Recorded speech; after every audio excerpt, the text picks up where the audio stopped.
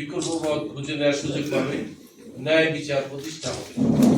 আইনের শাসন ও ন্যায় বিচার প্রতিষ্ঠা এবং নতুন ধারার রাজনীতি করার সংকল্প নিয়ে এই বছরের 17 এপ্রিল বাংলাদেশ আম জনগণ পার্টি নামে একটি রাজনৈতিক দল প্রস্তাবনা ও প্রতিষ্ঠা করি।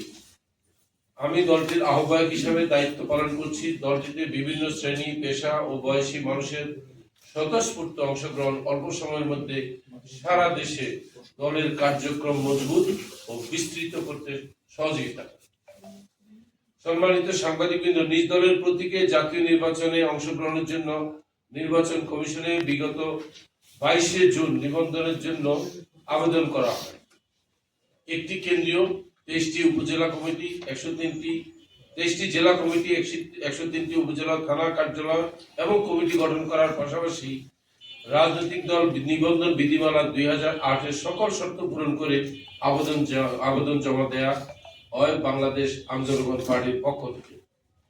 দলের দেয়া সকল তথ্য মাঠ পর্যায়ে নির্বাচন কমিশনের কর্মকর্তারা সরজমিনে তদন্ত করেন।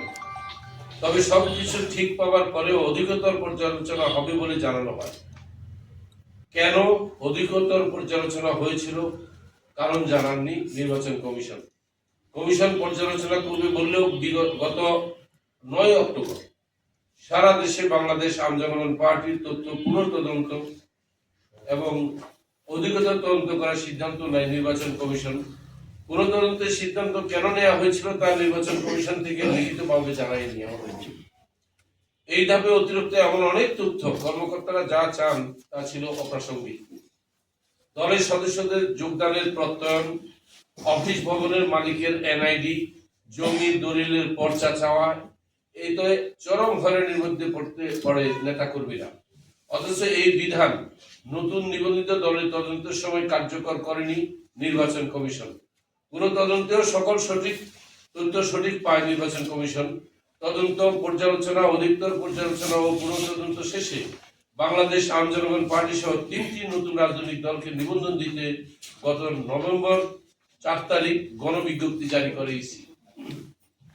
প্রিয় সাংবাদিক বৃন্দ, গত 18 নভেম্বর নির্বাচন কমিশন গণবিজ্ঞপ্তি জারি হওয়া 3টি নতুন রাজনৈতিক দলের মধ্যে 2টি রাজনৈতিক দলের চূড়ান্ত নিবন্ধন দেয়।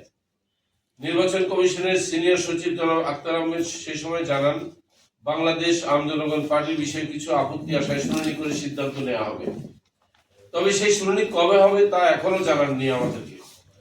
আম জনগণ পার্টির বিরুদ্ধে অভিযোগগুলো কি তা আজও আনুষ্ঠানিকভাবে জানানো হয়নি আমাদেরকে। তবে কিছুদিন পূর্বে জনৈক ব্যক্তির কল রেকর্ড ফাঁস হয়, যেখানে তিনি আম জনগণ পার্টির বিরুদ্ধে নির্বাচন কমিশনের কাছে বসে অভিযোগ দিচ্ছেন শোনা যায়।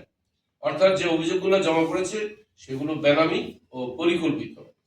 রাজনৈতিক দল নিবন্ধন বিধিমালা 2008-এ স্পষ্টভাবে উল্লেখ আছে 7-3 অভিযোগকারী এবং যার বিরুদ্ধে অভিযোগ উভয় দলকে উপস্থিত থেকে শুনানি করতে হবে। 1.5 মাস পেরিয়ে গেলেও তা করেননি নির্বাচন কমিশন। কিন্তু আইন বিধির বাইরে গিয়ে 1 ডিসেম্বর নির্বাচন কমিশন স্বরাষ্ট্র মন্ত্রণালয়ে চিঠি দেন আম জনগণ পার্টির কার্যালয়, কমিটি ও সদস্যদের তথ্য যাচাই করার জন্য। 2টি গোয়েন্দা সংস্থা সারা দেশের তথ্য যাচাইয়ের কাজ করছে।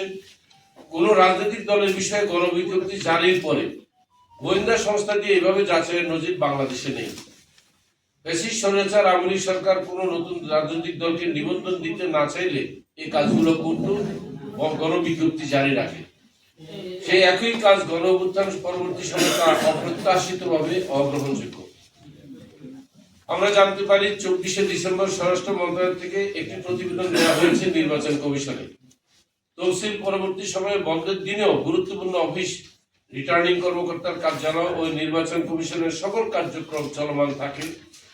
2 দিন পেরিয়ে গেলেও প্রতিবেদন দেখে কোনো সিদ্ধান্ত জানাননি নির্বাচন কমিশন। জাতীয় নির্বাচন দুয়ারে দাঁড়িয়ে আছে। এই সময়ে দল নিবন্ধনের মতো গুরুত্বপূর্ণ কার্যক্রম পেন্ডিং রেখে নির্বাচন কমিশন প্রমাণ দিচ্ছে তারা অংশগ্রহণমূলক নির্বাচন চান না। অতীতের জালিমের ভূমিকা থেকে সরে আসতে পারেননি তারা।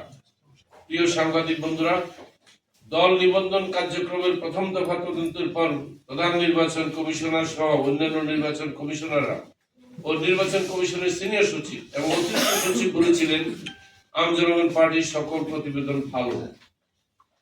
2 জন নির্বাচন কমিশনার জানিয়েছিলেন আম জনগণ পার্টিকে নির্বাচন দেওয়ার সিদ্ধান্ত হয়েছে, নিবন্ধন দেওয়ার সিদ্ধান্ত হয়েছে। কিন্তু হঠাৎ করে এক অদৃশ্য হস্তক্ষেপে পাল্টে যায় চিত্র।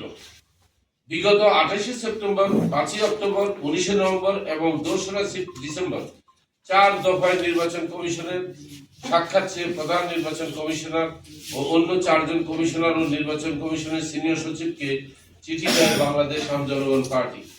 এছাড়া নিবন্ধনের চূড়ান্ত সনদ চেয়ে গত 27শে নভেম্বর, 18 ও 24শে ডিসেম্বর 3 দফায় সিনিয়র সচিব জনাব আক্তার আহমেদ এবং প্রধান নির্বাচন কমিশনার জনাব AM নাসির উদ্দিনকে চিঠি দেওয়া হলেও তারা জবাব দেননি। এতে স্পষ্ট যে কোনো অদৃশ্য শক্তির প্রভাবে নির্বাচন কমিশন নীরব ভূমিকা পালন করছেন। আমরা আইনের প্রতি শ্রদ্ধাশীল থাকায় নির্বাচন কমিশন আমাদের হয়তো দুর্বল ভাবছেন। গত 14 ডিসেম্বর নিবন্ধনের জটিলতা কাটাতে আমরা স্বরাষ্ট্র সচিব, স্বরাষ্ট্র উপদেষ্টা এবং মাননীয় প্রধান উপদেষ্টার কাছে চিঠি দিয়েছি।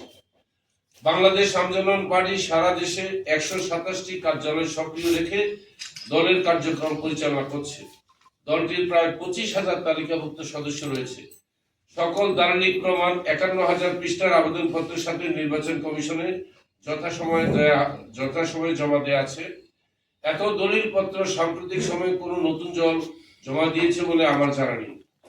ত্রয়োদশ জাতীয় সংসদ নির্বাচনের তফসিল অনুযায়ী আর একদিন পরেই 29শে ডিসেম্বর মনোনয়নপত্র জমা দেওয়ার শেষ দিন। নির্বাচন কমিশনের অবহেলা ও স্বেচ্ছাচারিতার জন্য আম জনগণ পার্টি চূড়ান্ত নিবন্ধন সনদ না পাওয়া সংসদ নির্বাচনে অংশগ্রহণ অনিশ্চিত হয়ে পড়েছে। আমরা জাতীয় নির্বাচনে অংশ নিতে চাই। কোনো চাপের কাছে নথি স্বীকার না করে নিরপেক্ষ থেকে আজকালের মধ্যে বাংলাদেশ আম জনগণ পার্টিকে চূড়ান্ত নিবন্ধন সনদ দেওয়ার দাবি জানাচ্ছি। আমাদের দলের প্রার্থীদের মনোনয়নপত্র জমা দেওয়ার জন্য সময় দেওয়ার অনুরোধ করছি। নির্বাচন কমিশনের সামনে কেউ অনুসরণ করলে তাকে দল নিবন্ধন দিয়ে দিচ্ছে। দলের অস্তিত্ব না থাকলেও নানা চাপে নিবন্ধন দিতে শোনা যাচ্ছে।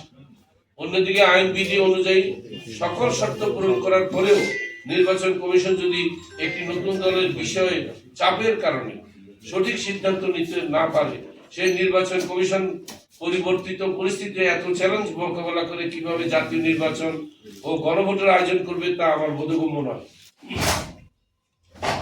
সকল বিষয়ে সন্তুষ্ট হয়ে গণবিজ্ঞপ্তি জারির পর নির্বাচন কমিশনের আবারও অসন্তুষ্ট হওয়া, গোয়েন্দা সংস্থা দিয়ে তদন্ত করার সিদ্ধান্ত নেয়া, কমিশনের সদস্যদের সিদ্ধান্তহীনতার প্রতিফলন, এছাড়া 2 দফায় নিজস্ব কর্মকর্তাদের মাধ্যমে তদন্ত করে সেসব প্রতিবেদন আমলে না নেয়া বা সন্দেহ পোষণ করা নিজ কর্মকর্তাদের উপরে আস্থাহীনতার চরম বহিঃপ্রকাশ।